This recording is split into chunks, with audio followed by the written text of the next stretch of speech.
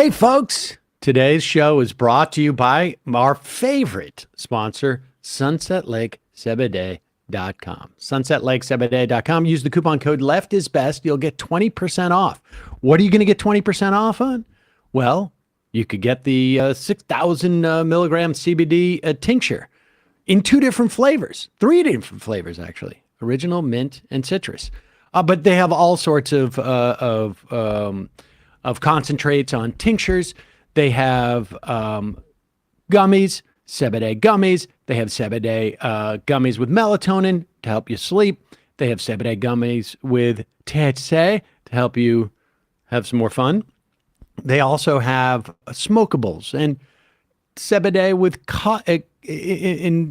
enriched coffee and fudge. Just all sorts of great products. They have lotions too, actually, and a salve that has always been good for my eczema. That's not what it's meant for, but I use it for that and mosquito bites. But it's also good for your muscles. They have all sorts of great products, third-party verified. The contents are in it. They give you a full breakdown on their website. They have great business practices. They $20 minimum wage, mostly employee-owned company. They are movement partners. They have donated tens of thousands of dollars. We did a thing with them with Planned Parenthood. They recently did Feeding Chittenden, which was a food bank in outside of Burlington, Vermont. But they've done immigration reform stuff like refugee resettlement. They have done. They've given money to strike funds. I mean, just a great movement partner, great company. And also great farming practices, integrated pest management, regenerative farming. So check it out. Great products, great company, great discount. Left is best. 20% off. SunsetLakeCBD.com. And now for the show. The Majority Report with Sam Seder, where every day Casual Friday. That means Monday is Casual Monday. Tuesday, Casual Tuesday. Wednesday, Casual Hump Day. Thursday, Casual Thurs. That's what we call it. And Friday, Casual Shabbat. The Majority Report with Sam Seder.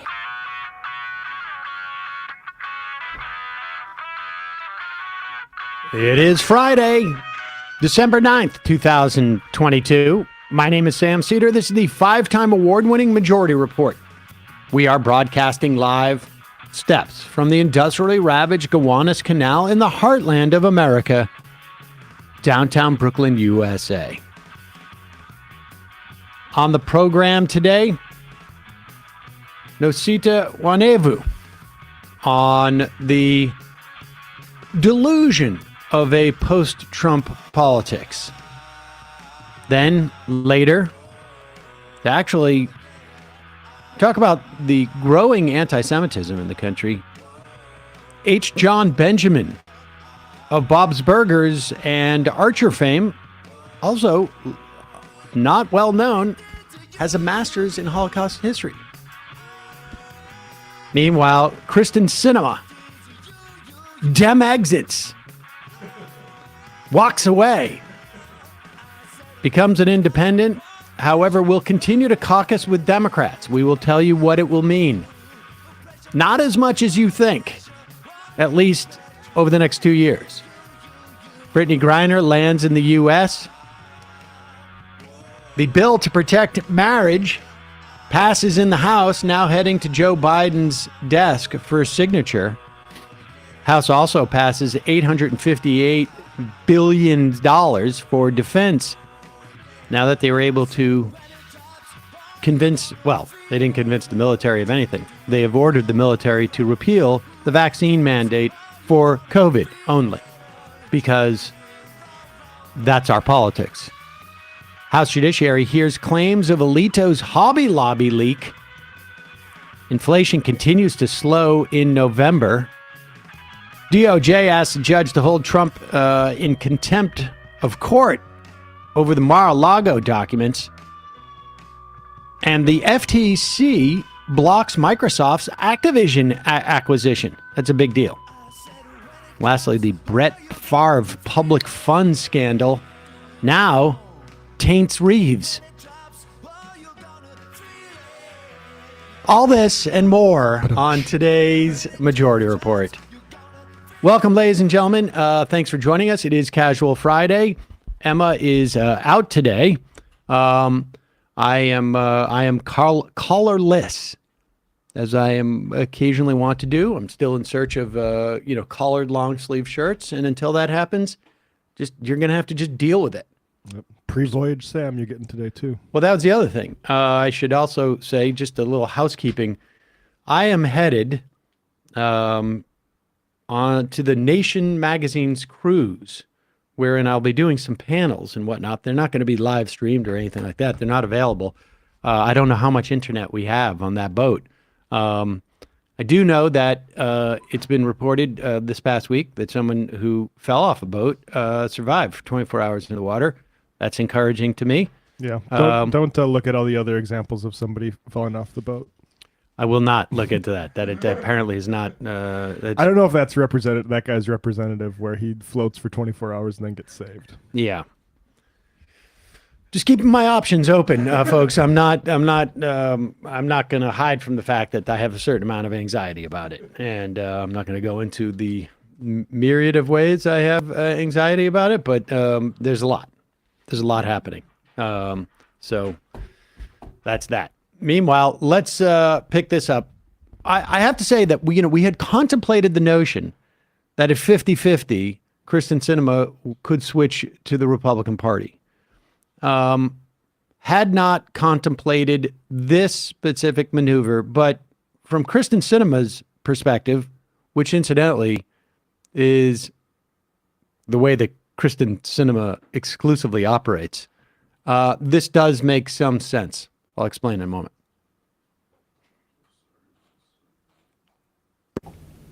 You're here to make a significant announcement. I've registered as an Arizona independent. I know some people might be a little bit surprised by this, but actually I think it makes a lot of sense. You know, a growing number of Arizonans and people like me just don't feel like we fit neatly into one party's box or the other. And so, like many across the state and the nation, I've decided to leave that partisan process and really just focus on the work that I think matters to Arizona and to our country, which is solving problems and getting things done. So your voting record is pretty capital D Democratic. I mean, your views are generally that of a moderate centrist Democrat. How does leaving the party change how you do your job? Well, I don't think anything will change about how I do my job. Arizonans sent me to the United States Senate to be an independent voice for our state, and I'll continue doing that. What I think is important about this decision and this move is that I'll be able to show up to work every day as an independent and not be, stuck into one party's demands of following without thinking. And as we've seen in recent years, both parties have created this kind of requirement or a pull towards the edges that you just unthinkingly support all of one party's viewpoints. It's made it difficult to find folks who are willing to work together and solve problems. Now, I mean, put aside the sort of almost like robotic nature of the way that she talks, and soothing robot. As if like there was not even a person across from her as she answers that. Put that aside. That's not terribly relevant. I mean, all of these people are robots as far as I'm concerned. Basically, what she's suggesting here, you're going to see probably no change. And we should also say, someone can vote big D Democratic 98% of the time. But part of that is because she killed legislation before it was born. So she didn't have to vote on it. Build Back Better, she didn't have to vote on it because she was instrumental in killing it. And so you got to take that with a grain of salt. But what this does for Kyrsten Sinema is, A, it allows her to avoid losing in the 2024 Democratic primary in Arizona, which I would guess, had about a 100% likelihood of her losing that primary. It also, perhaps, and I think we need to look at the data more, because there's some data that suggests that if she ran as a third party candidate, she would draw both equally from the Republicans and the Democrats. That it might scare the Democrats in 2024 for fielding their own candidate, because they don't want to split the vote and have a Republican win. So that's what it is. I don't think the implication, she has announced that she's going to caucus with the Democrats, not unlike Bernie Sanders and Angus King. And that means that from a power sharing perspective, Democrats will still be able to have a majority of members on these committees, whereas last term it was just it was 50-50 in all these committees. What that means, without getting too deep into the weeds, is that Democrats will be able to move quicker on all sorts of bills that would come out of these committees. Now, that's largely irrelevant now because the Republicans control the House. But when it comes to nominations, like executive branch nominations, judicial nominations, you don't have to basically go through all the delaying tactics that Republicans have to get a nominee to the floor. So you don't have to have a special mechanism to get something out of committee when it's always deadlocked, because it won't be deadlocked now. And so as a practical matter, this doesn't make that much of a difference. As an electoral matter, it may in 2024, and often that will implicate certain things, but there's not a lot going on there. I mean, who knows what Kyrsten Sinema will get at any point because of this. I don't know that she'll get much, but she won't lose in that Democratic primary in 2024 because she won't be running in it. And also good riddance. I mean, it clarifies things to a certain extent, and it's helpful in that regard. I think she would have done this regardless of what happened in Georgia. It hasn't had the same she doesn't have the same leverage as she did then. And maybe she wouldn't have been so quick to caucus with the Democrats had Georgia not gone that way. But this makes sense from a Kyrsten Sinema worldview, and that is the worldview in which he operates. I mean, we all operate in our old worldview. What a dazzling worldview that must be. But hers is something else. And it's also possible she may not run. And this is a way to just, I don't know, bolster her lobbying CV. Who knows? But we'll be talking to Osita Nwanevu in just a moment. We got a couple of ads, sponsors today. I worry about my online privacy, and also I get very worried about my identity being stolen and that of my children. I use Aura.com, and it has been really sort of eye-opening. I have popped in a bunch of my emails because I use multiple emails, not sock puppets. They're all variants. I got one for the kids, so I get information from the kids and their accounts. And then I got one for all my junk stuff. And then I get some for periodicals. And don't ask me why I do it. I do it. But I pop all of these emails into Aura.com, and then I get kicked back and see which passwords have been compromised, which emails, they have information from. That's what Aura does. It helps you fight back. It helps you, protects you from scammers and hackers by scanning the, I guess they call it the dark web, where criminals sell stolen information. You can see your family's emails, passwords, social security numbers sometimes, your kids too. It alerts you fast if it finds anything. But Aura doesn't just do that. They also help you fight back against ignoring websites that make your personal information public by automatically requesting removal of that info. This helps reduce robocalls. It helps if you want to keep your addresses private. Very helpful. Or it gives you near real-time alerts on suspicious credit inquiries, like if someone was opening a loan or a credit card in your name. I mentioned the other day, Mile opened up a savings account. I mean, it's going okay. But the bottom line is I got a notice from Aura saying someone's opening a bank account. And I'm like, it's me. That's helpful. Aura's VPN allows you to stay anonymous online by keeping your browsing history and personal information safe and encrypted. Aura protects your devices from viruses, malware, spyware, so the bad guys can't break in. Also, Aura helps you manage what your kids can do on their devices. You can restrict specific apps, set screen time limits, even set focus time to ensure that your child is doing homework instead of watching, goofy YouTube videos.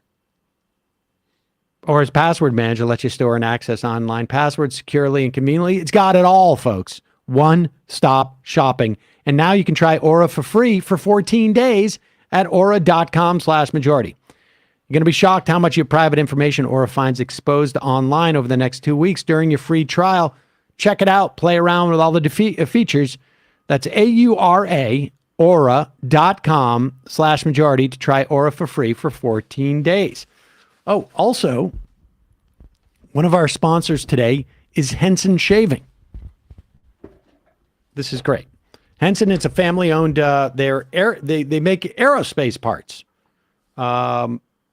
They've made parts for the International Space Station. They made it for Mars rover, and now they're basically taking their incredibly precise engineering and manufacturing facility, and they're taking it to your shaving experience. As you know, I've had a beard now. Well, you may not know this, but I've had a beard now for almost a year. And I don't think I'm going to go back. So I haven't been shaving that much. I shave like right here and right here, basically. That's it. But I didn't want to, buy a bag worth of disposables that I'm only going to use like one of them and have all this, plastic. I didn't want a subscription. And Hanson Shaving is it. Hanson wants to be the best razor, not the best razor business.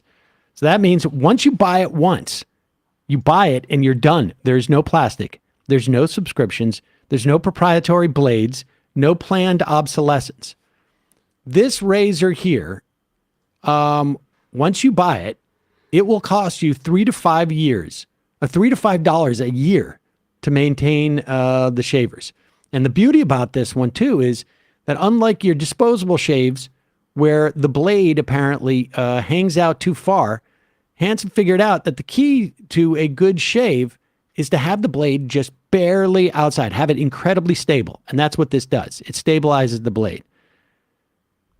Their razors extend just 0.0013 inches, which is less than the thickness of a human hair. That means a secure and stable blade with a vibration-free shave. That means no more scrapes, cuts, and nicks. Hanson Razor works with standard dual-edged blades, gives you that old-school straight razor shave with the benefits of new-school tech. Once you own a Hanson Razor, $3 to $5 a year to replace the blades.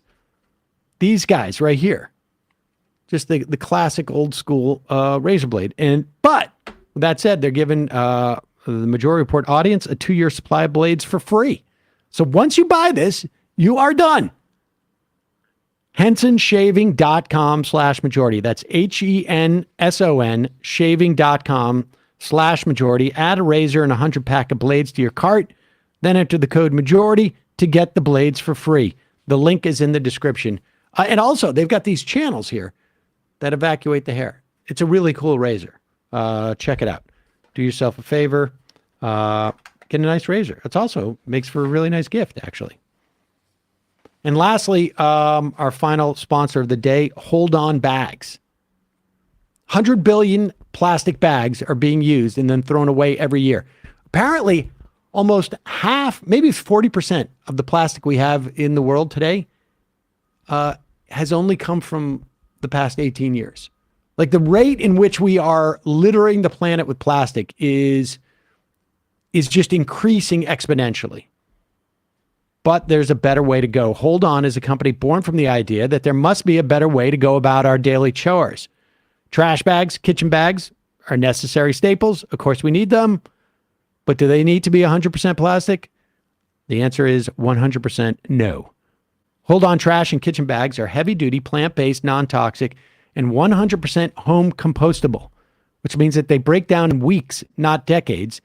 They don't fill up our landfills. They do not pollute our oceans. Their zip seal kitchen bags come in sandwich or gallon-sized bags to fit all your needs. Doesn't matter if you're holding crayons or carrots or celery or whatever it is. Wet bathing suit. I don't know, you can do that for a little bit, but then it starts actually compost. Hold On wants to be part of a growing movement away from single-use plastic, which is, as most experts will agree, the single worst kind of plastic.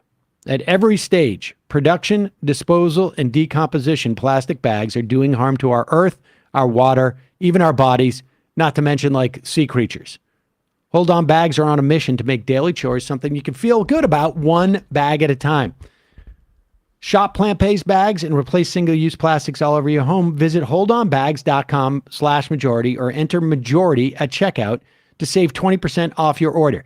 This is fantastic. I've been using these for the kitty litter now. I have now started to substitute any type of bags I use with the kids, with some veggies.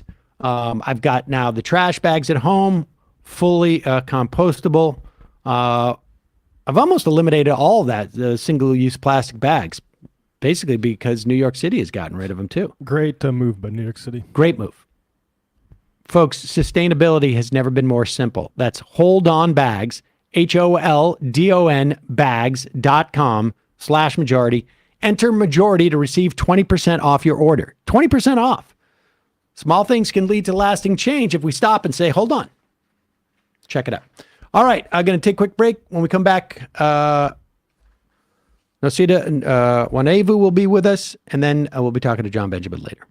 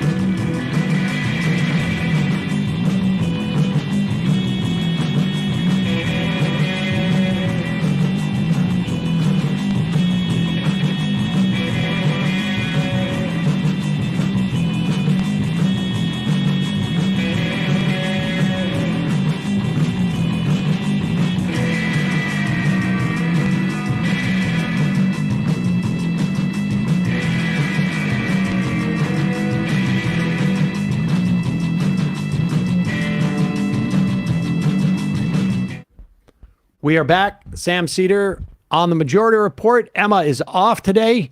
Really excited to welcome back to the program. I think it's been like since it's been a little while. It's been January.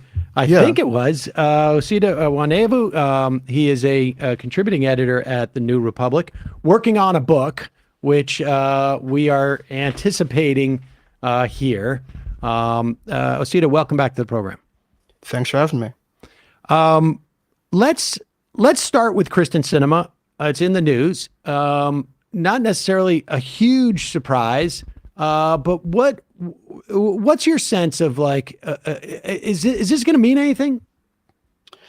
Yeah, well, I'm always wary of talking about it just because I think that it gives her so much of the attention that she so obviously craves.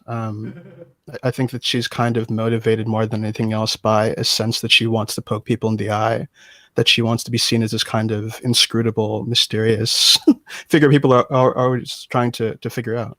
But yeah, to the extent that I've read about it this morning, it doesn't seem like anything within the Senate is going to materially change. She's going to, by her own accounts, make the same kinds of votes she's been making. She's not signaling that this is like an ideological shift. Organizationally, it doesn't seem like the Democrats are going to have a different situation now. But where things are going to change, as I think the White House has said this morning too, is in Arizona, right? So instead of a real primary challenge people were expecting between her and I guess it was going to be Ruben Gallego, now she's an independent candidate, and it seems like she's basically forced Democrats into this situation where she's saying, look, like you can run another Democratic candidate in 24, but you're going to split the Democratic vote, and you're probably going to hand this seat over to Republicans, so you're better off just sticking with me. So it seems like she's kind of finessed the situation in the state where she wants Democrats to believe that the smart move is to have nobody really challenge her. That seems to be the real shift that's happened here. But in terms of the actual makeup of the Senate and the Democratic majority, I don't know that things change right now, but we'll see. I wonder too, Nate Cohen had a piece out today that I'm a little bit, I'm not sure how much I am convinced by, and I'm not sure maybe he's making this argument, but it turns out that like Republican turnout, particularly in places like Arizona and in Georgia, and in Nevada, I mean, he's sort of, all the data is not there. He's sort of like extrapolating from certain counties and whatnot. But like even in Maricopa, he says voters were on, the Republicans are making a big deal about Maricopa because, Yeah. Yeah. And but the final turnout data, according to Nate Cohen, shows that 75% of registered Republicans turned out, compared with 69% of Democrats, right? Which is like a typical off-year election where you have that dynamic where 3/4 of Republicans come out, about 2/3 of Democrats come out.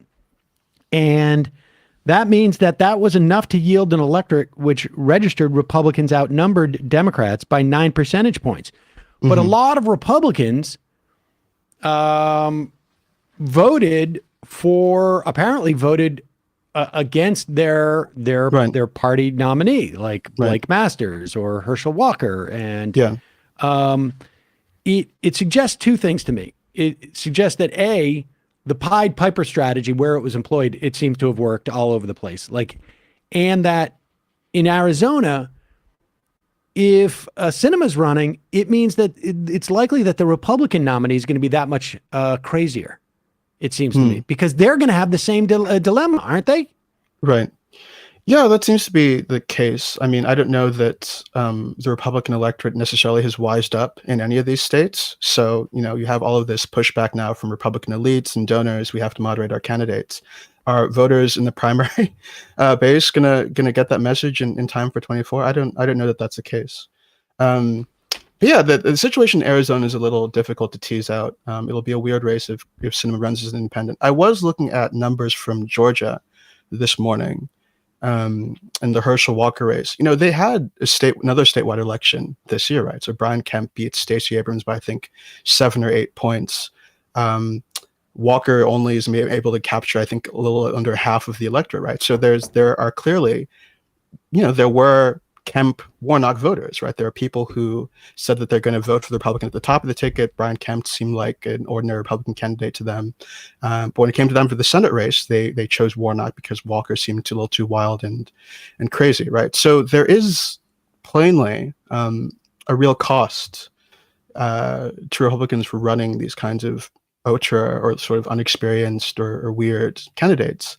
That's going to continue hurting them. How that plays out in Arizona, in the three-way race, I'm not really sure, but it is a very real dynamic that the party is going to have to figure out. Does that dynamic take place in other parts of the country? Because, first off, we should also say Kemp, only looks normal relative to Herschel Walker. Right. So it's still, pretty distressing on some level. Now, I think there's also I think Georgia also, in voting, there was a lot of interest in voting against Stacey Abrams, I think, in Georgia as well. So that it's hard to sort of extrapolate. But I look at like places like Colorado, where people thought Bennett could lose, and he was running against like a fairly, as far as they go, benign Republican, and that guy got crushed. Well, not really crushed, but he got beat. I mean, so where, like, can we make broad, like, sort of like generalizations like this? About the extent to which, like how much do they need? You know, like Walker wasn't just extreme per se; he was just like incoherent. And that is a big deficit. Like, you know, as opposed to like Masters, who was coherent but also just incredibly unlikable and extreme. Or Kerry Lake, or yes, like exactly. Yeah, you know, Walker is, you know, there aren't many people like Herschel Walker, just in general. So, you know, it is a weird candidacy. But, you know, I think that there is a cost, even when it's not somebody like Walker, who just has basic candidate competence issues. There has been a real penalty that we saw this year with Republicans running people who the base liked a lot for whatever reason. Those candidates not sort of making the grade when it comes to the general election. We've seen this over and over and over again. It's not just a candidate issue, actually. So, you know, one of the things that I've noticed in the last couple of weeks since the election is that the narrative right now in the Republican Party is that everything that's happened or everything that went wrong for them was about Trump. Trump backed these candidates that were poor candidates because they, you know, backed his election fraud claims and they weren't ready for the general. And that's sort of the thing that happened. I think that is true to a large extent. But you also have this wider issue in the Republican Party where beyond Trump, the party adopted all of these stances on cultural issues that they thought were going to play really well with kind of middle of the road voters. And those appeals didn't work. You saw this with critical race theory. You saw this with transgender athletes in sports. You saw this with the whole host of issues that they thought this is going to get people in the suburbs really amped up and scared, right? And so even beyond these kinds of like high profile, you know, election fraud centric campaigns, you had all kinds of Republican campaigns failing because whether or not Trump, you know, backed this candidate, or whether or not Trump, you know, elevated this candidate into the mainstream, the Republicans were running on a substantive message that wasn't appealing. And I think it's going to continue to be a problem. It's not just that Republicans are enthralled to Trump or that Trump is forcing to run candidates like Herschel Walker. That is a struggle that they're having.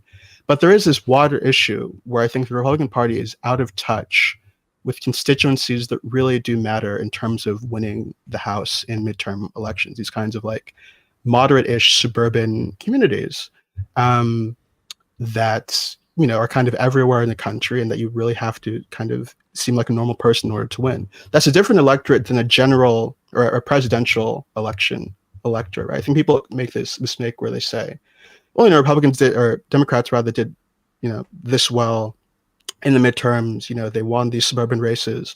And that means they're in good shape for 2024. You know, 2024, it really is going to come down to, just because of the way that the Electoral College works, these kinds of, you know, these struggling white working class communities, right, in the Rust Belt, which has a different set of both cultural and economic concerns.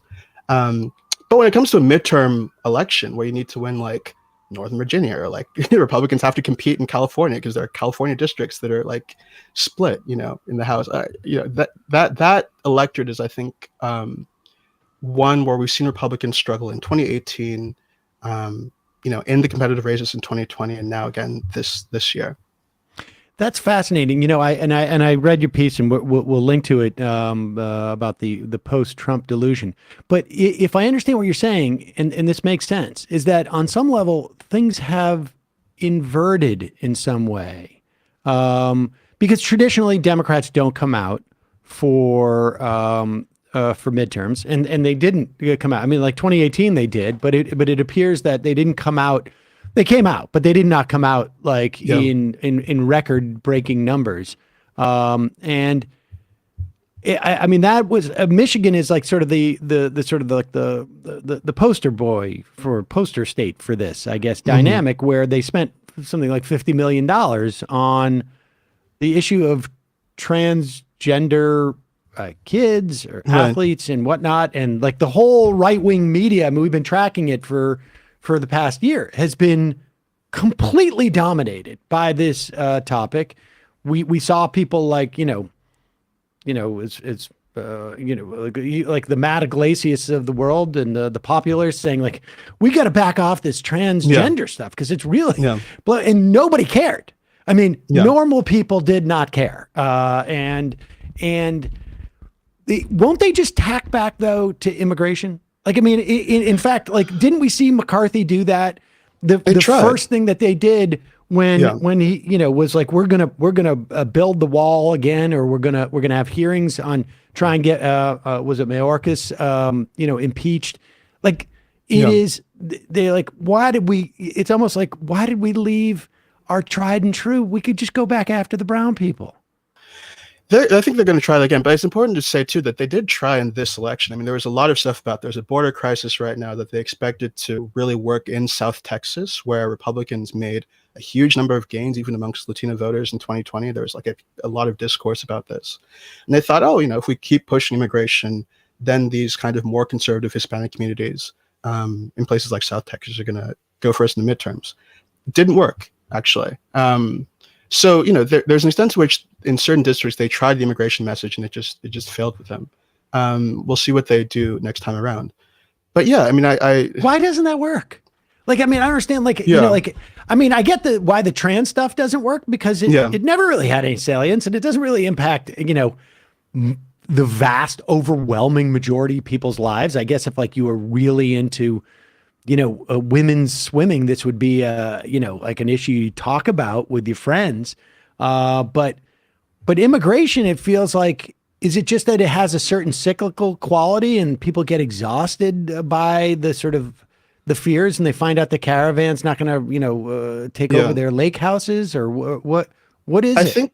I think that the electorate processes a lot of claims that are being made about immigration as hyperbole.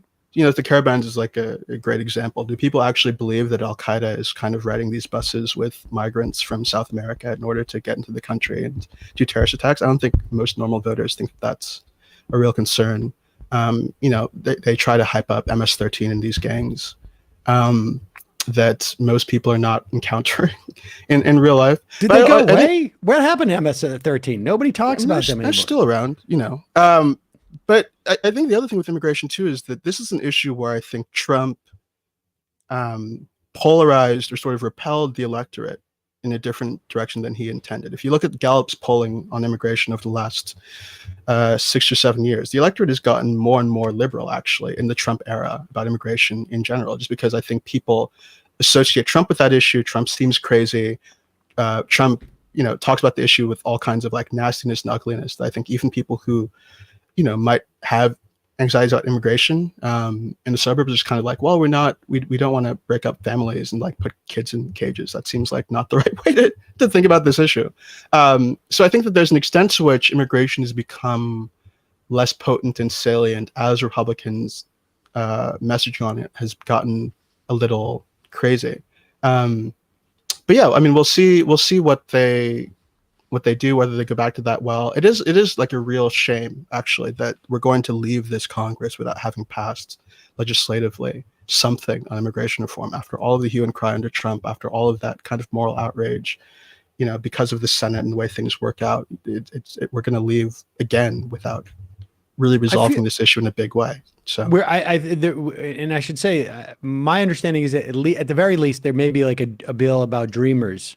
Yeah, we'll see if that. Yeah, in the mix that would trade something like protection for 2 million Dreamers for, I don't know, $10 billion for the wall or something like that. But comprehensive reform is still the white whale that's going to get away from us again. And I don't know when they resolve that issue. The Senate map is not getting better in 24.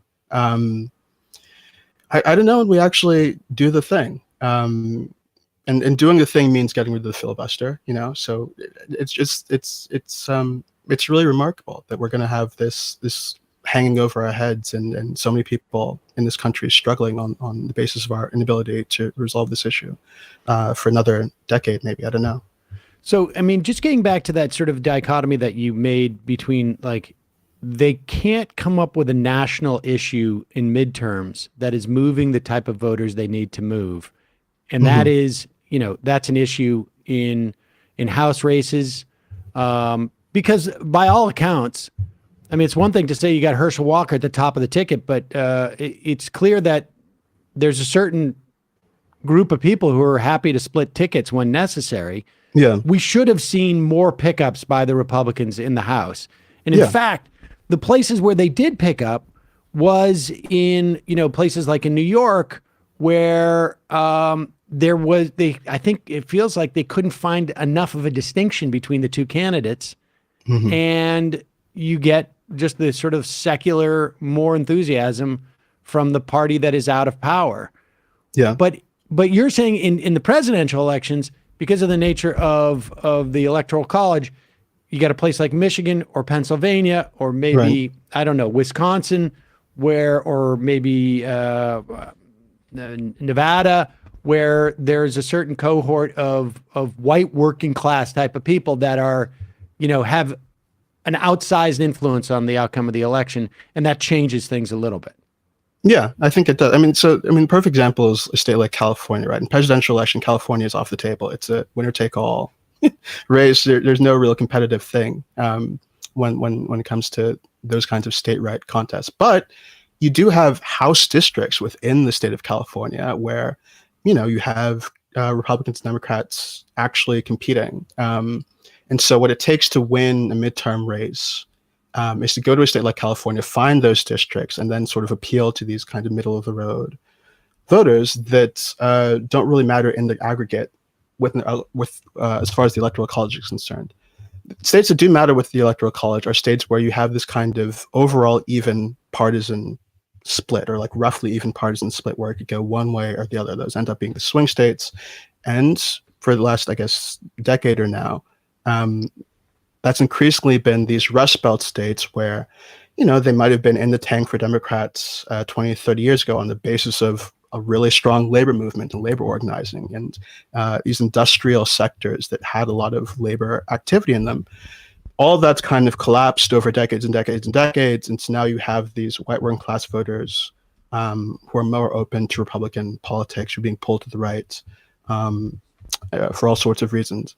And so Democrats have not solved their basic problems. I mean, they won in 2020. I think Biden won some of those voters back, did better than Hillary Clinton did. But there is still this vulnerability that I think comes from the absence of an economic agenda strong enough, compelling enough to win more of those voters back durably.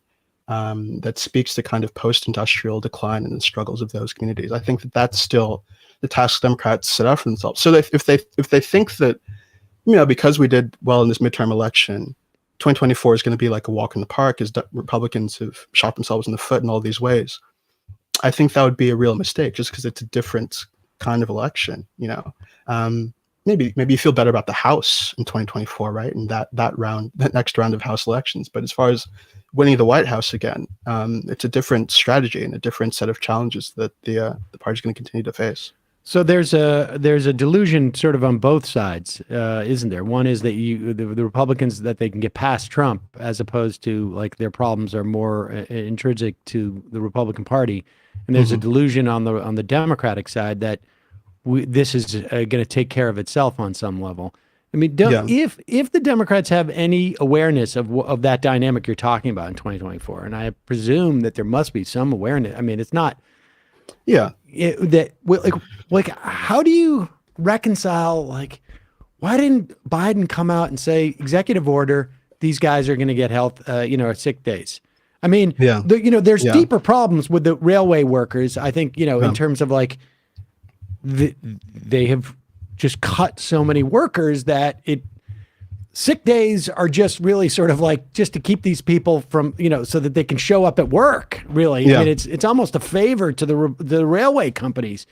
So there's deeper problems there, but why didn't they just come out and do that the day too? Like, how do they not realize, like, these are small group of people, but they represent the Yeah, they types stand in for these constituencies. I don't know. I wish I had an answer to that question. There was a lot of goodwill, coming out of the midterms, kind of toward Biden. Even early in his presidency, he made certain statements that let people say, "Oh, this is the first pro-labor Democrat we've had in such and such time." and his labor picks have been good. I mean, his labor picks have been good. Yeah. So it is disappointing. As a matter of strategy, it doesn't make any sense. Just leaving the substance aside. Obviously, these workers deserve everything they're asking for, but even leaving that aside, as a matter of strategy, as you're saying, this could have been a moment where they say, "Look, we're standing against the bosses. We're standing for these people who aren't getting what they're due. We support labor action, broadly speaking, and it can get you the goods." And they miss this opportunity just because I think that Biden still is who he is. Like, he's still somebody who sees this need to hug the middle, the median of the highway, and still has those kinds of instincts. And again, it's going to be a problem for Democrats moving forward. They can do well in these midterm elections where Republicans shoot themselves in the foot on cultural issues, and they lose, suburbia, and they lose like kind of middle to upper middle class suburban voters. But I don't see this result as being indicative of Democrats having substantially improved their standing with the working class of this country at all, unfortunately. It almost goes without saying, but I mean, what are your hopes in terms of like Hakeem Jeffries providing that in the House?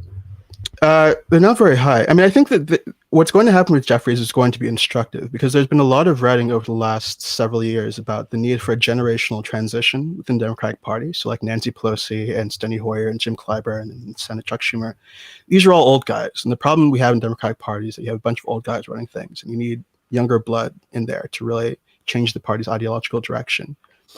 I think it's problematic for a lot of reasons that so many of the leaders in the party are old. But I don't fundamentally see the real issue with the party being that they've got all these old guys in leadership, because now you're going to have this generational transition. Jeffries is a younger guy. Is he further to the left substantially than Nancy Pelosi is? I don't think so. I haven't gotten a sense that that's the case. But yeah, you have a lot of younger Democratic moderates who've been frustrated that they can't rise up the next few rungs of the ladder, who are now going to get that chance, more and more so over the next few years, without that really shifting the party in any, real ideological direction. Importantly, after the 2018 midterms, you saw challenges to Pelosi's leadership, from people in the House. They didn't go anywhere. But it was important to me that like the people who actually challenged Pelosi then, I think it was like Kathleen Rice of New York, Tim Ryan, and so on. Yep. These were not left-wing progressive people. These were moderates. In fact, their argument was that Pelosi's, too far left, is out of touch with the electorate, and the Democratic Party needs to do X, Y, and Z to appeal more moderate. That was the content of that challenge. It wasn't that these people are younger and then they're going to change the party. It was these people are younger and they want to be in the big chair now. And so more and more of those people are going to get to the big chair. People like Jeffries, and I don't know that's going to change the party very much at all, unfortunately. Do you think, I guess my theory is that there's two types of changes that you can see, in this instance. One is ideological, and I would agree with you that, Jeffries is not anywhere nearer to the left than Nancy Pelosi. But I don't know if this is necessarily true of Hakeem Jeffries, although my sense is that it is to a certain extent, that the younger generation of politicians, period, I think across the board, have a different understanding of the nature of politics at this time. So like that a certain percentage of the decision making by the Democratic leadership has been just tactically and strategically, aside from their the ideological reasons why they may be doing it, maybe this is just on the margins, has been just wrong because they don't understand the sort of like political moment that we're living in, where they don't understand the dynamics of this polarization.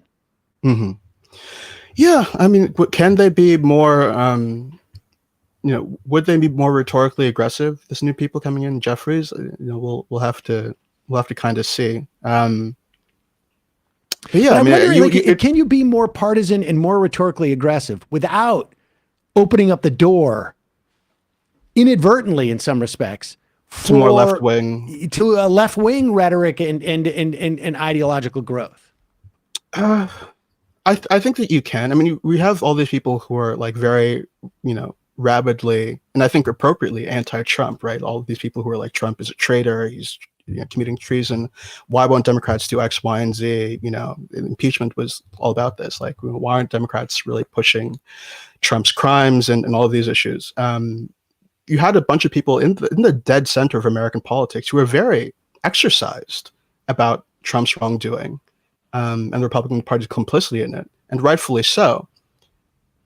But I don't know that that kind of New York Times Atlantic nexus of people became more willing to support single care healthcare or anything like that as a consequence of their orientation. So I think it is possible to say very loudly and clearly the Republican Party is a problem. That we need to be aggressive in combating them, without not necessarily. I don't know, but there is. I think it does present opportunities though, because once you sort of cast out conservative politics, Republican politics as legitimate, and you stop saying we need to appeal to these guys, we need to work hand in hand with these guys, whether you like it or not, and whether you're personally embodying this or not, that does make a more hospitable environment for other left-wing people to come in. Yes. Now that you're not obligated to be as civil or whatever to the right, people who would be disqualified on the basis of the fact that they're not nice enough to the Republican Party, then have more legitimacy within public discourse. So I don't know that personally being more aggressive changes you, but to your point, I think it probably does create space for other people who are more left-wing than you are to enter the conversation. I feel like it loosens the ground a little bit. And I think it probably does, yeah. And you can no longer weaponize, like, they can't reach across the aisle, because that's not the aisle's not there to reach across anymore. Exactly. Yeah. Nobody's reaching across the aisle. So now we have to sort of play in this sandbox and make it. So what do you think, where does the Republican Party go at this point? Like, if immigration doesn't have the same resonance, it turns out that people are just not as exercised about transgenderism, and we'll still have some sort of, like, I think, dead enders like the Ben Shapiro's and the Crowders, who are still going to try and, like, squeeze as much as they can out of that for dollars. But they no longer have, like, deficit concerns, right? Like, Paul Ryan is just sitting on some corporate boards, I imagine, somewhere, and occasionally popping up. Like, what's left for them? I think it's the old stuff. I think it's important to remember that we have Republicans who do win. Well, not even. I'm talking about like the old, like, you're paying too much in taxes. We support small businesses and entrepreneurship. That kind of old republicanism, I think, still has appeal, unfortunately, in a lot of places. I live in Maryland, right? We've had Larry Hogan, who's not going to leave office. Is a Republican governor in a state that Biden won. It wasn't even close. This is Maryland. Massachusetts had Charlie Baker, right? There are a couple of races, I think in Oregon too, where Republicans did surprisingly well. Oregon is not really a red state. There are Republicans who can win competitive elections against Democrats on the basis of a very kind of economically focused message that isn't, like, overtly racist and that isn't overtly conspiratorial. And in fact, I think that the fact, Trump's dominance of the party makes those kinds of figures stand out and seem appealing in the way that they otherwise wouldn't have. I think you have a lot of moderate voters who are like, hell, I really want to just vote for somebody who's going to keep my taxes low, but who isn't a conspiracy theorist or an election denier. It's just the Republicans aren't running those kinds of people anymore. So yeah, I mean, I think that would be the place for them to go if they were smart.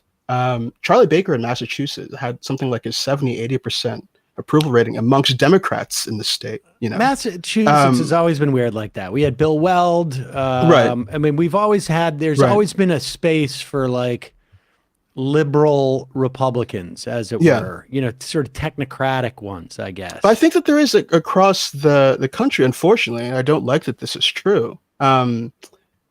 But if you could have somebody who is like a moderate Republican say, I'm turning the page from Donald Trump, we're just going to talk about jobs and blah, blah, blah. The old AEI, Heritage Foundation bullshit. Unfortunately, that would seem like such a contrast with Trump that people would reward it. They would say, this is a responsible Republican. Somebody like Tim Scott could probably win a presidential election, right? But the Republicans are still enthralled to, I think, a class of activists and wingnuts and enthralled the conservative media in a way that really inhibits their capacity to compete. And I don't think DeSantis is the answer. People are framing up DeSantis as the guy who's the anti-Trump. This is like the responsible figure who's going to seem responsible to the electorate. I think he's probably a better candidate than Trump.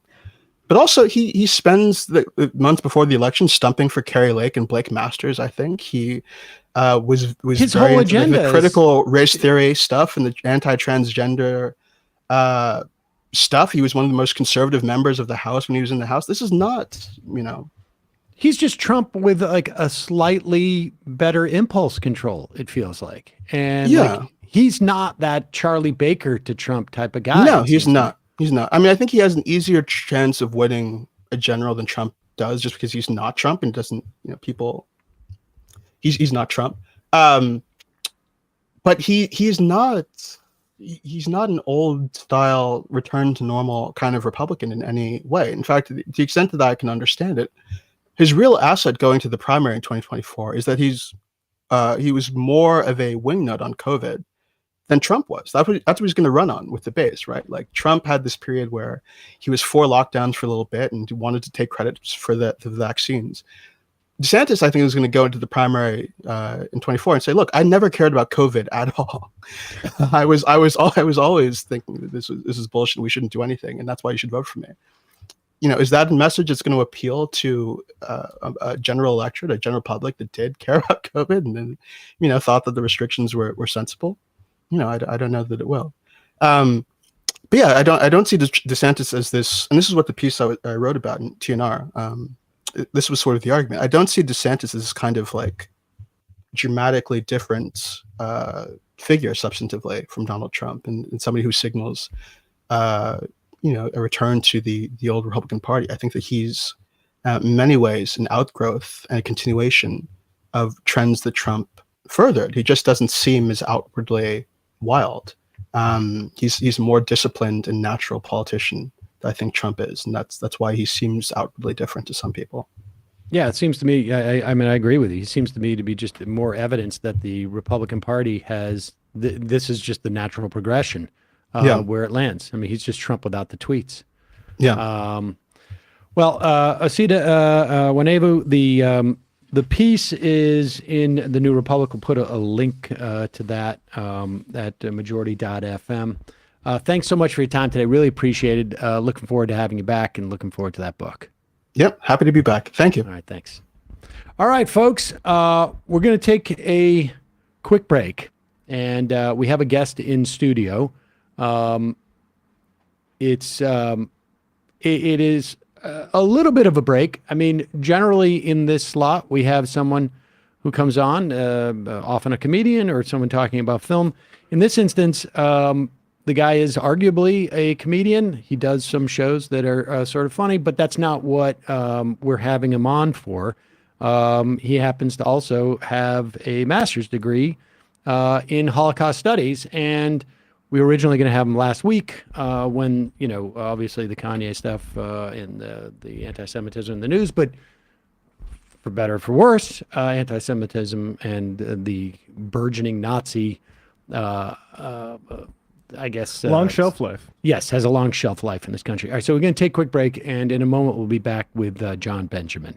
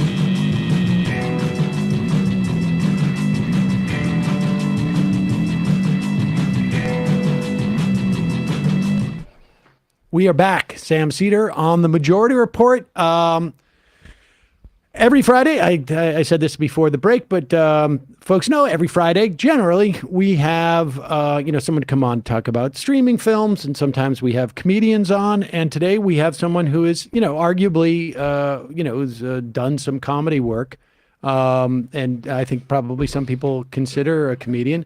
But he's on a couple of shows that are funny. They're written by other people, but that's not the point. Well, no, I mean it's true.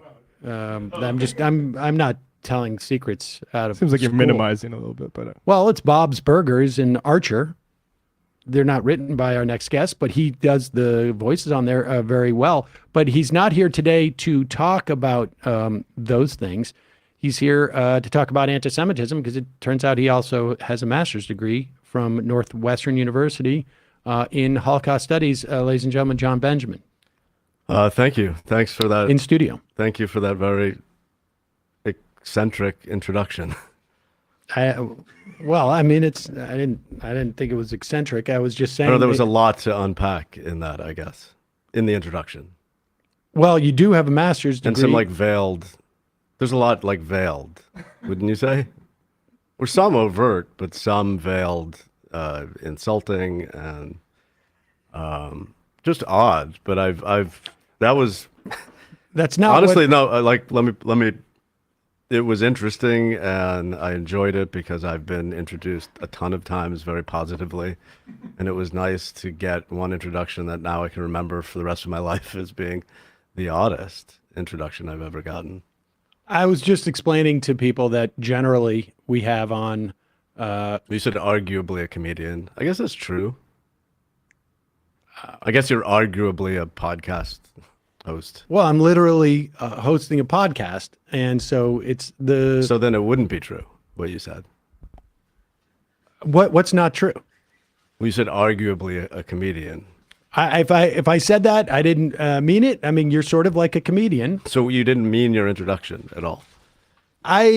This is weird because I don't know why you're getting we don't have to get offended by this. We don't have to. No, I was simply trying to point out that generally we have comedians on in this slot. You're doing it again. You're generally we have comedians on, but is that? You're not coming on to do comedy. I see. You're coming on to talk about. I happen to be aware that you have a master's degree. That is true. In Holocaust studies, and Yep. you're coming on to talk about some of the dynamics associated with the way the Nazism rose to power in Germany, and talk about the current, sort of phenomena of anti-Semitism. And I just didn't want people to get confused by the fact that you work on shows that are comedic in nature. And written by other people, not by me. You pointed that out.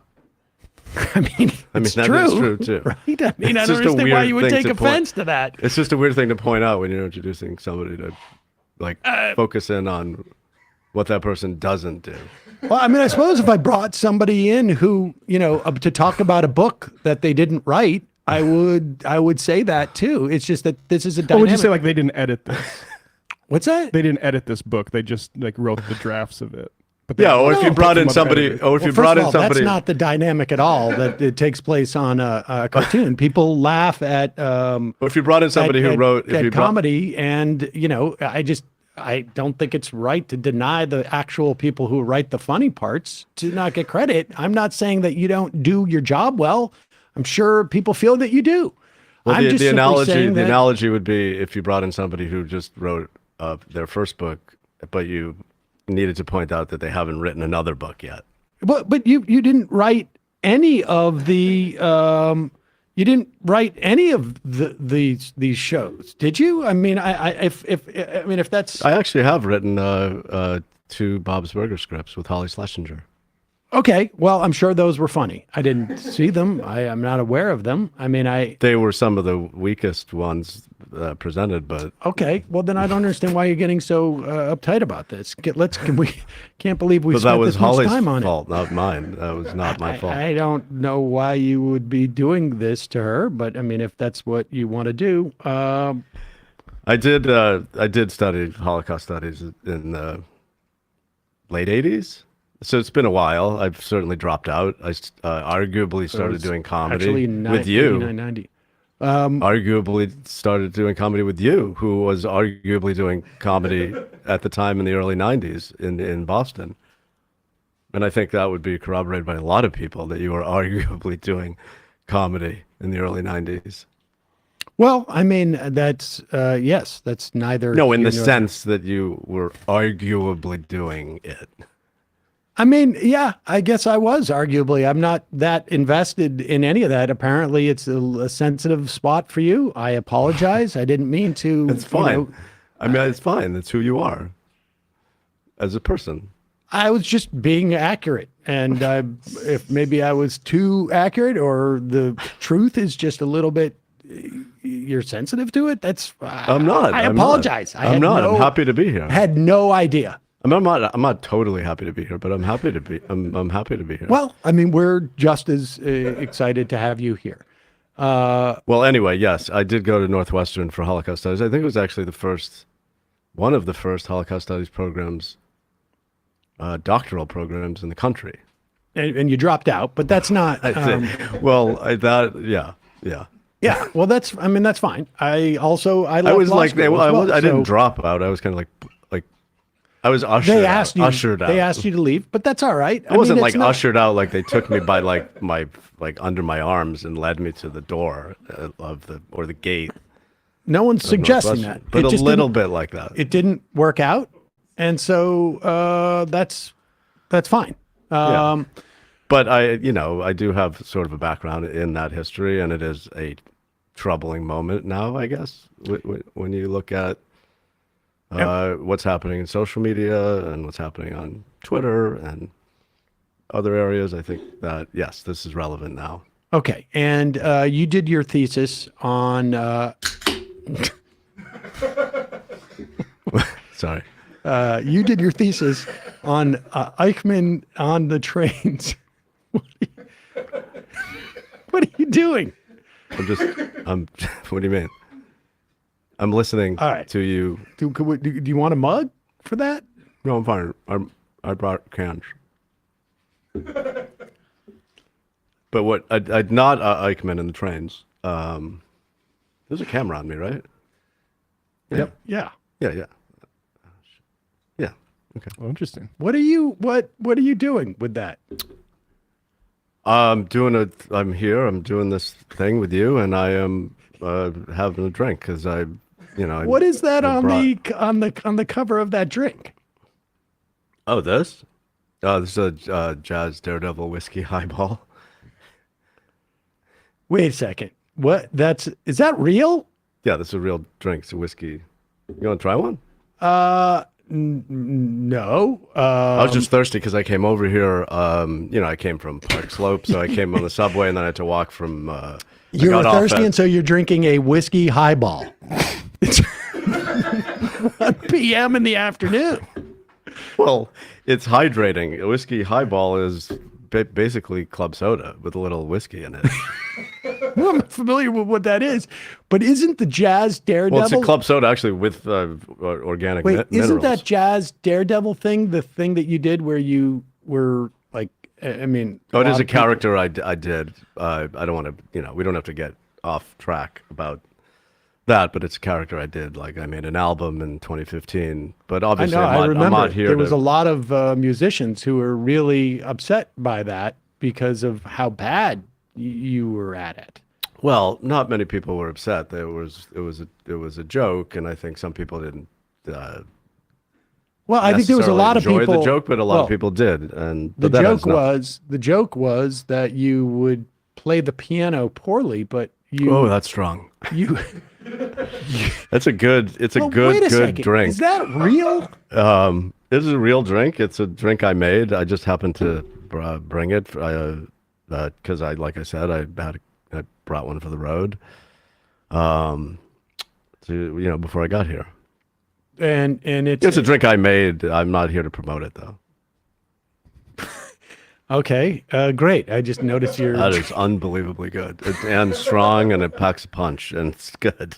Like, I'm already a bit buzzed. I have only had 2 or 2.5 sips. Look at Matt is going like this over there. I feel that thirsty. I'm happy to. Yeah, I brought. Come get some for Brett. I brought a couple extras.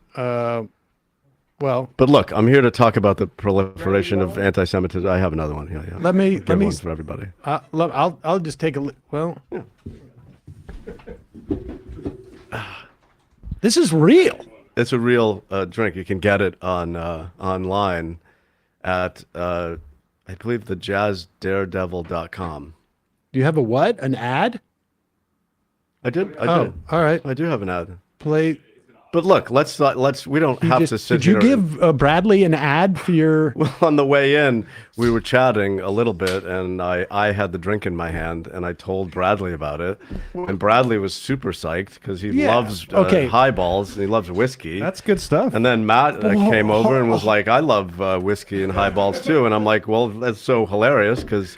They did see the can. I told them all about it, and they were like super psyched. None of what you just said was accurate. This is not. There's no like.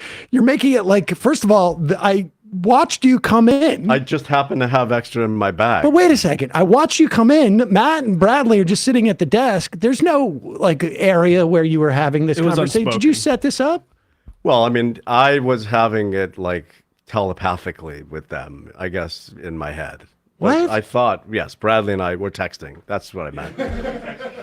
Well, you were texting. I have it all on text. I could show you Bradley and I's text about the highball.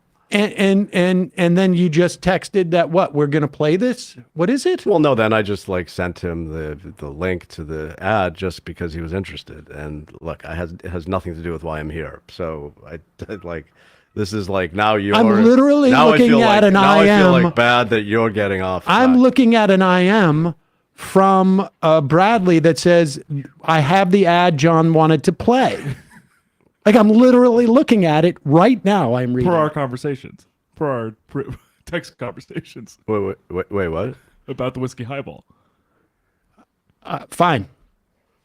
I mean, you don't have to, honestly, you don't.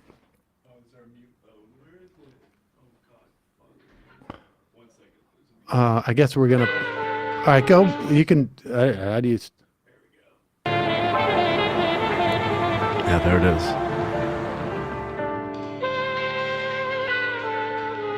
is. Whiskey highball, please.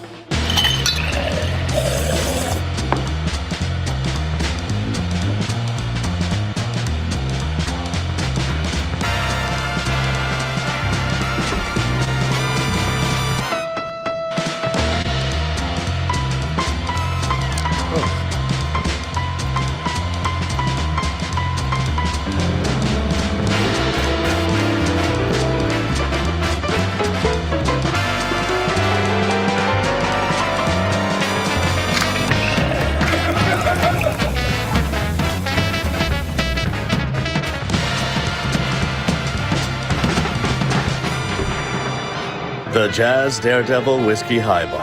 Hand canned by me, the Jazz Daredevil. There you go. I mean, yeah. I'm sorry to get. I don't want to. This is your show. I don't want to get you off track. And yes, I'm like I said, I came here to talk about something else, but I just happened to bring. Sorry to interject, but that actually is strong, flavorful, and does pack a punch. It's good. It really does. I am like I've had a quarter. I don't even know if I should be selling this. So wait, it's too strong. I'm a mess right now. And I got to get home. You're selling this at what is it? The Jazz Daredevil. What is the jazzdaredevil.com. It's a. Is this legal? Like, do you need a license for this? To sell alcohol? Yeah. In America? Yes. Do you buy alcohol? But I mean, what credentials do you have to do this? Well, I've made this in partnership from MCF Wines. They sourced the scotch. We tasted. I drank a lot, And so then we canned it. And did you? I mean, are you literally hand canning this? I mean, that's the claim in the ad. Was the biggest claim about it was not even whether it tasted good or that it was. If I'm not mistaken, yeah, pop this up on the thing so we get there right here. Mm-hmm. Okay, yeah, pop it up. Yep. Pop it up so we can see it. And we don't have to like analyze the ad frame by frame. I'm not doing it frame by frame. That's I'm for just looking. people- It's hand canned. So are you hand canning this? Yes. You are Yes. personally. I think so. You think so? I think I am. Yeah. I mean, I have. What do you mean you have? I mean, you saw him in the video there. yeah, I saw that, but I mean, how do you like? I'm Well, looking at I have a this. canner at home. It's sealed. It's not just me alone. I mean, it is hand canned. It's not just me. It's myself and some other people do it. Hand can it. Yes, we can it by hand. Sometimes I'm there. Sometimes I'm busy. And where is this factory that you're hand canning this? It's in New York. It's in New York. Yes. Okay. And you go and hand can this, and how many, like, I mean, these are available to buy at the Jazz Daredevil. I mean, honestly, the ad was a little bit of we were having fun with, like what ads do. Like, for instance, like when BP puts out an ad, they have fun with it. Like we're for clean energy and changing the world. So they're having LOL. fun. Yeah, they're having fun. And ads are supposed to be fun, and so part of it was that was a fun part of the ad, just in the same way I described how fun it is to watch like an oil company ad, or. And so by fun you mean lie. Well, I don't mean lie, but lies are fun. This does have Everything else in it is true. Like, it's all true. It's a true product. old veteran jazz man once told me, "Kid, you can't play." Mm-hmm. He was right. Enjoy my refreshing whiskey highball. That's the message you send to people. Yeah, that's a personal message by the Jazz Daredevil to his audience and his fans. Why are you talking about you in the third person? Well, it's a character I play. And like Larry the Cable Guy. Your character's like Larry the Cable Guy. Yes, but remember, Larry the Cable Guy is real. But then Larry the Cable Guy made a movie called Larry the Cable Guy Health Inspector? Yeah. Mm-hmm. Right. I missed that. What? Yes. So Larry the Cable Guy is, technically, Larry the Cable Guy technically became- Larry the Cable Guy is a comedian. So if he were telling the full truth, it would be Larry the Comedian. But he says, I'm Larry the Cable Guy. But he's not a cable guy. Nor a health inspector. Yeah, or a health inspector. So then Larry the Cable Guy, when he made the movie, he was also not a cable guy, but a health inspector, but a comedian. Do you understand? So there are layers of what's happening. Semiotics. Semiotics. Like I Jeff- see what it's you're like saying. Jeff Dunn and his And puppet. this has Little bit. 16% alcohol. Is that right? Yeah. Okay, And that makes it's definitely. I'm feeling it's beginning it. to I am make feeling sense. it. I'm feeling it. Um, Are you guys now- feeling it? Yeah. So It kicks in. That raises an issue during the whole, like when you were doing this whole Jazz Daredevil thing, where you were really upsetting the musicians who were Can I get some ended up water? playing with you at the time. I'm fine. I'm Were just you joking. were you drunk through that whole thing, or You mean when I did the album? yeah? No. No. Because this it is not sounds all, like this it. is not I mean, all it's based not- on me drinking. And this isn't the same. Like I so- drink recreationally, and I am interested in whiskey, and that's how the conversation got started. When I started making this product. And were you in your outfit when that conversation happened, or you just decided later to wear it for the thing? Like, were you walking around in your helmet and your one-piece leotard or whatever that was. And Didn't you go to like a wedding in a mailman outfit once? that happened. Yes. Why? I was under the impression Under the impression of alcohol? No, I was under the impression that people were dressing up in that manner for the wedding, and But you were the only person who dressed up at a wedding. ultimately it turned out that I was. Nobody else was. So are you? tricked, Sam? Huh? Did someone tell you it was? Yeah, was it like a costume party or a mailman dress up? What impression did you have? There's no mailman dress up party. The bride, I mean, maybe there is. the groom. The wedding was in the summer. Right. It was actually on July 4th, and You go to all mailman I dress asked, up parties. I asked the groom, like, what are we supposed to wear? The dress code And was he postal said that he claimed to me that his fiance wanted people to dress up, and I'm like, so like fancy, like black tie? And he's like, no, like in like a costume, like Like a civil servants. like a nun or a sailor or something like that. And I said, well, I have a postman's outfit, and I wore the postman's outfit. And when I got to the wedding, it turned out that no one had done that. So are you a postman now? Like, are you a mailman? Do you still do it? This is completely, I don't understand what the point you're making. That is the point I'm making. Well, you said that you like I whiskey. put on a costume. You know, I understand you put on a costume, but you're like, I like whiskey. And so I was having a conversation with somebody. So I decided to sell whiskey. And then, Well, like a all lot of a sudden, of companies do that. Like, I'm not saying I'm a company, but well, like, a lot of companies, but they don't dress up in like an outfit. but like Captain Morgan, do pirates make that? Wait, do you think that Do you think actual those are Captain real? Morgan? Like it those was- ads are real? I'm do sorry. You think that? Do you think that Captain Morgan himself Does the mailman came in and think said that like, I'm going to make a rum? Wait, what do you mean? Like, it's not Captain Morgan himself doesn't own that company. He's just like like a picture on the thing. But it's your company. Right. So it's not the same thing. Well, it's the Jazz Daredevils company, not my.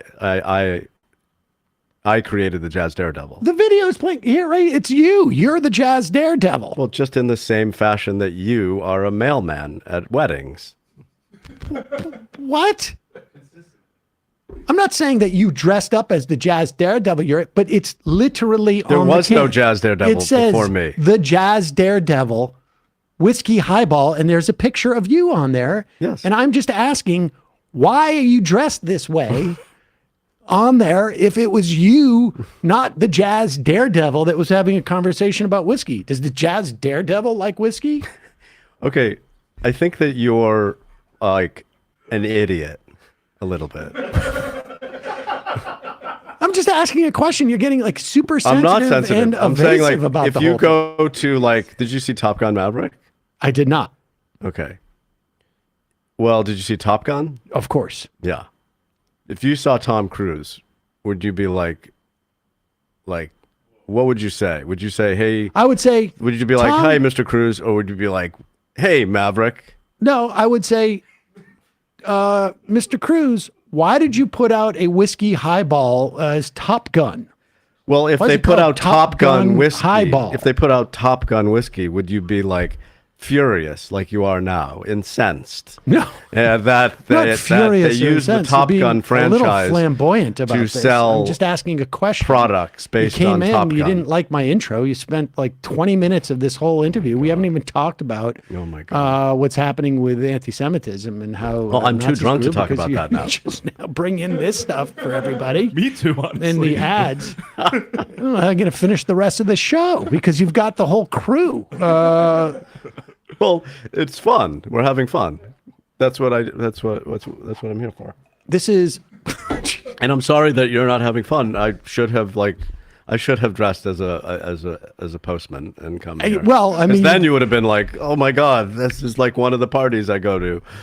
Well, it does appear that you've like dressed as like some type of like hunter or something. Like, are you going out to like what? Like honestly, like if I was. Well, I'm wearing a hat because Like, I mean, and the whole outfit looks like you have like a long rifle waiting over there. You got to go out to do some like rabbit hunting. it's hunter chic. It's taking over New York fashion. I have not seen anyone dress like that. I mean, it's I'm on the cusp of what's going to happen. I certainly hope not. I mean, that's. I mean, you go upstate, right? Sure. Then there's. I know there's people who hunt up there. Do you know people who dress like hunters who are not hunters? I mean, not like over the top like you are. You have a real problem with like understanding reality. No, well, why you're bringing that up? I Like mean, you take everything literally and then you're furious at it. I'm not furious at anything. There's a bit of irony in the Jazz Daredevil Whisky Highball, and it's marketing. That's all. Oh, all right. So this is just all about marketing. I had invited you No, it's a on real to talk product. about- Everybody's completely like enjoying it. Well, but that's my point. Is that you were supposed to come on to talk about anti-Semitism. And I the know, rise and of then you, like, Nazism, totally- and then you're like, oh, incidentally, and here's my whiskey highball. You can go to jazzdaredevil.com. I mean, I didn't mean it. jazzdaredevil.com to buy it.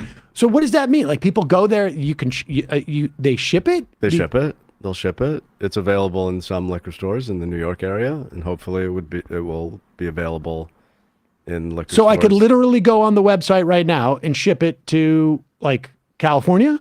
Again, incredulous about all the things that are normal in the world. Our chat right? says it's available to ship to Indiana now. So that's To one thing I did Indiana? see. So, Yes, you know, we if- definitely have if had it's- some problems shipping to certain states because of liquor laws.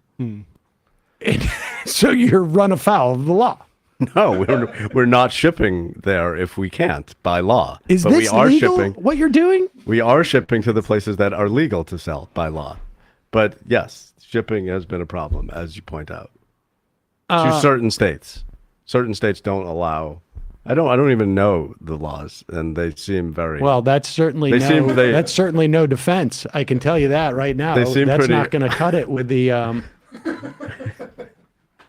I mean, if you live in Indiana, does not. Is that what you look? Someone just somebody said said that it's. Indiana does will take orders. So It says it's super expensive to ship it. So what do you need? What can I people know. go and tell their local liquor store to get it? That would be good.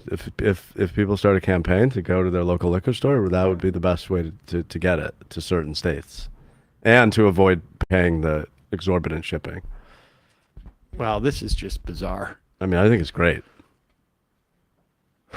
Okay. I mean, I'm actually like super happy that we didn't have to talk about the proliferation of anti-Semitism in America right now. I'm thrilled that we didn't have to do that. I think it's a relief.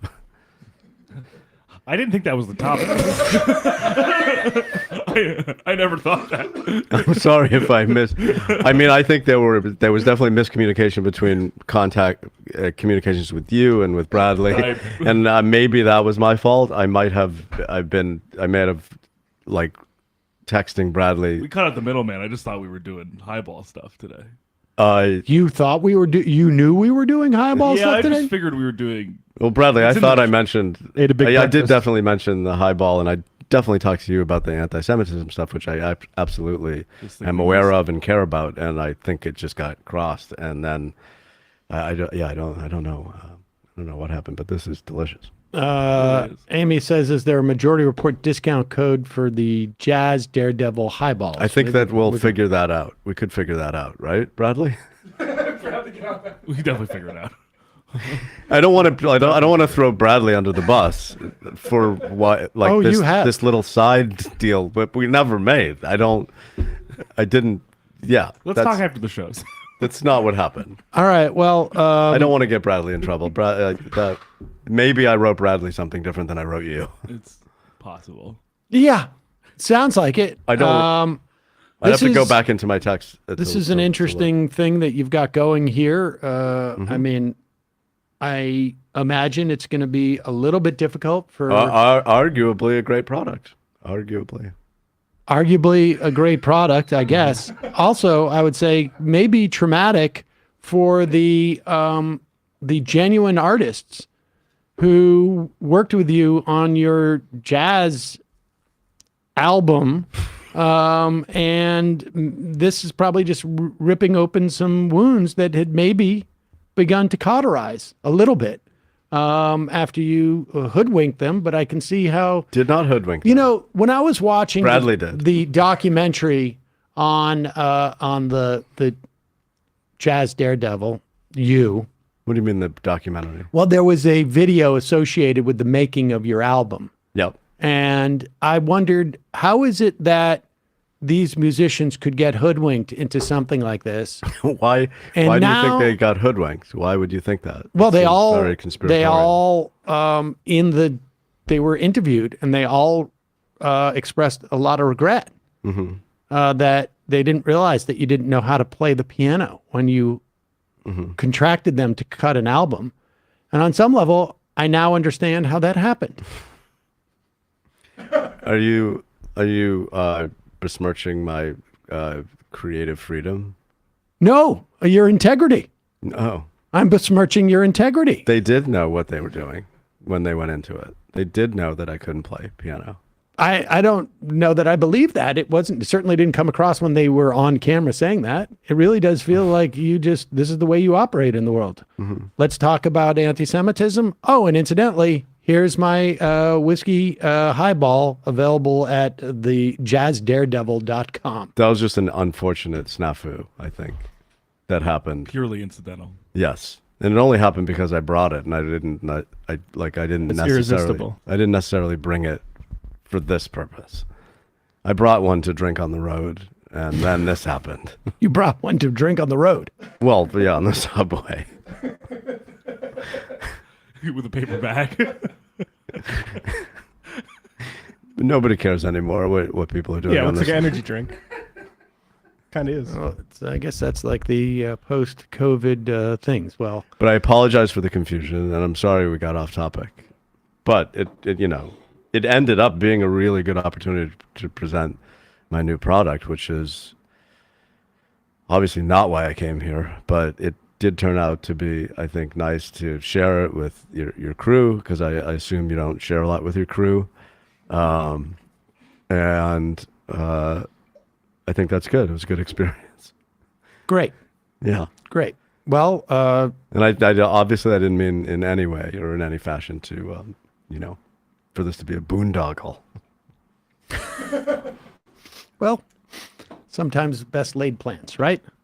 Jon Benjamin, proprietor, I guess, of the Jazz Daredevil Whisky Highball.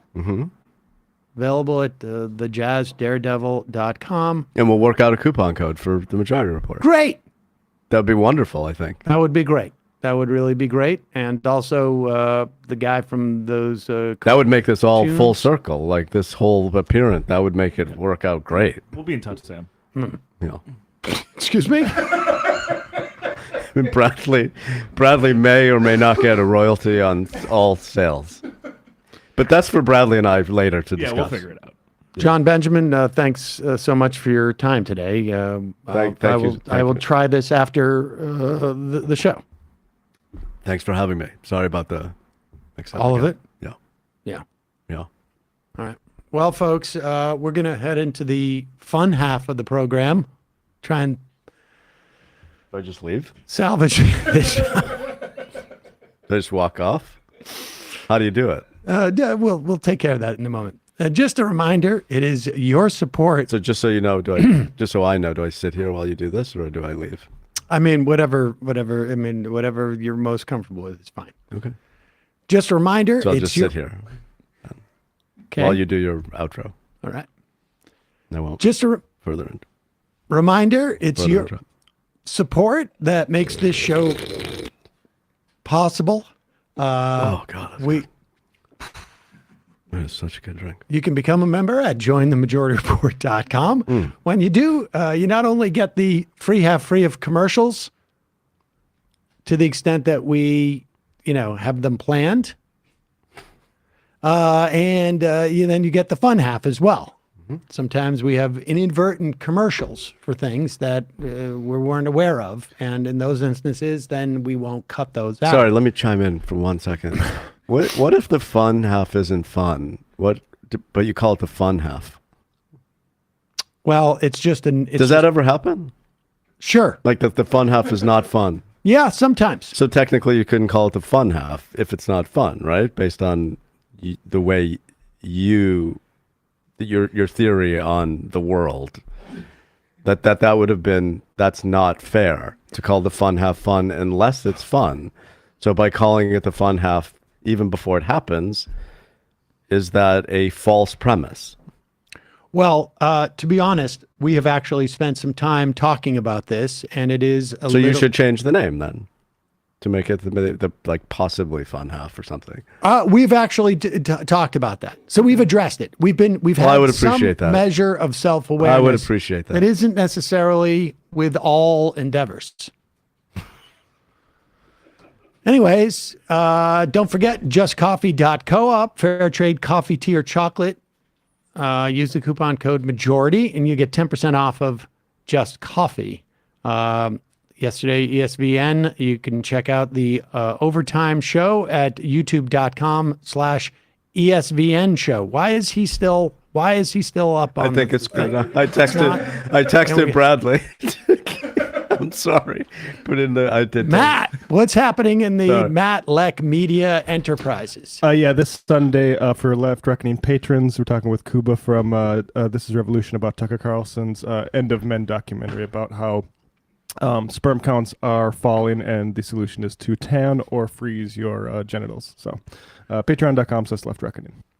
Why did John immediately stop and listen to that about the tanning testicles? He's feeling a bit of the whiskey high. Not into bro science, apparently. All right, folks. See you in the arguably fun half. You can IM the show by picking up the app at majorityapp.com. Also, let us know your best ofs. If you want to know if you have a suggestion for a best of 2022, email us at majorityreporters@gmail.com. Put into the subject line best of. See you in the fun half. You are in for it. All right, folks, 646-257-3920. See you in the fun half. Are you ready?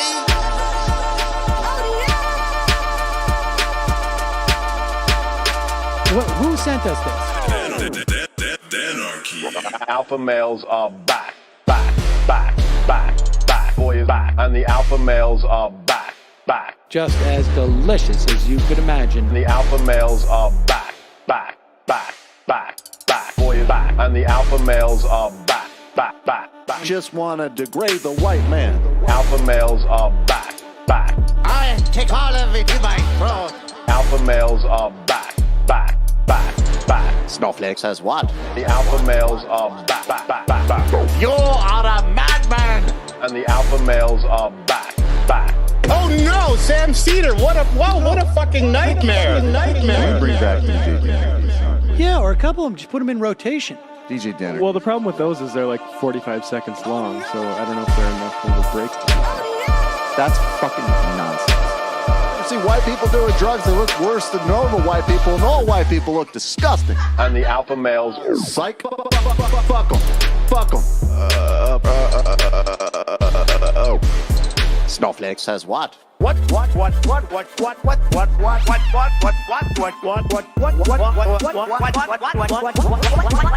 says what?